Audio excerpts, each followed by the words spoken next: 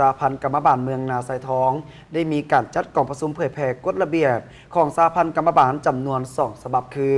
นั่นก็คือกฎระเบียบกองทุนธานุเคราะห์และกฎระเบียบกองทุนช่วยเหลือซึ่งกันและกันฉบับปรับปรุง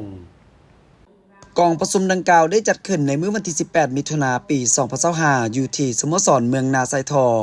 โดยการเป็นประธานของท่านบุญสู่ภวิเศษรองเลขาพรรคเมือง ผู้ชี้นำเวียกงานพรรคพนักงาน และองค์การจัดตั้งมหาชนเมืองนาไซทอง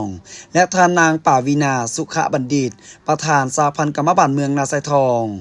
ในพิธีท่านบุญสู่ภวิเศษได้เผยแพร่กฎระเบียบทั้ง2ฉบับซึ่งได้ยกให้เห็นถึงจุดประสงค์การสั่งตั้งกองทุนดังกล่าวพร้อมทั้งได้ยกให้เห็นหน้าที่และพันธะของสมาชิกกองทุนซึ่งสมาชิกกองทุนต้องจ่ายเงินพันธะบำรุงกองทุนช่วยเหลือซึ่งกันและกันเข้าข้างผู้ละ 10,000 กีบต่อคนต่อเดือนหรือเป็นงวดและหมดปีจึงมีสิทธิ์รับนโยบายต่างๆตามระเบียบกองทุนกำหนดไว้สมาชิกกองทุนหากบ่ถอนเงินเป็นเวลา6 เดือนต่อเนื่องจะโจะการจ่ายนโยบายสำหรับนโยบายต่อสมาชิกกองทุนแบ่งออกเป็น3ประเภทคือสมาชิกกองทุนประเภท1อายุการหลายกว่า10 ปี1วันถ้าหากเจ็บเป็นนอนห้องหมอจะได้รับเงินนโยบายผู้หนึ่ง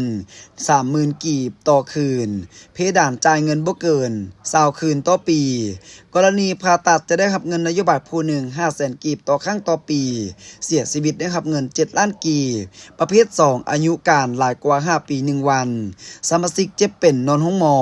จะได้รับเงินนโยบายผู้หนึ่ง 30,000 กีบต่อคืนเพดานจ่ายเงินบ่เกิน18คืนต่อปีกรณีผ่าตัดจะได้รับเงินนโยบายผู้หนึ่ง 400,000 กีบต่อครั้งต่อปีเสียชีวิตได้รับเงิน5 ล้านกีบและประเภท3สมาชิกเจ็บเป็นนอนห้องหมอจะได้รับเงินนโยบายผู้หนึ่ง 30,000 กีบต่อคืนเพดานจ่ายเงินบ่เกิน16คืนต่อปีกรณีผ่าตัดจะได้รับเงินนโยบายผู้หนึ่ง 300,000 กีบต่อครั้งต่อปีเสียชีวิตได้รับเงิน3 ล้านกีบนอกจากนี้ยังมีนโยบายต่อสมาชิกกองทุนเพศหญิงเกิดลูก 300,000 กีบต่อครั้งต่อคนเกิดลูกเป็นแฝดจะได้รับเงิน 600,000 กีบต่อครั้งต่อคน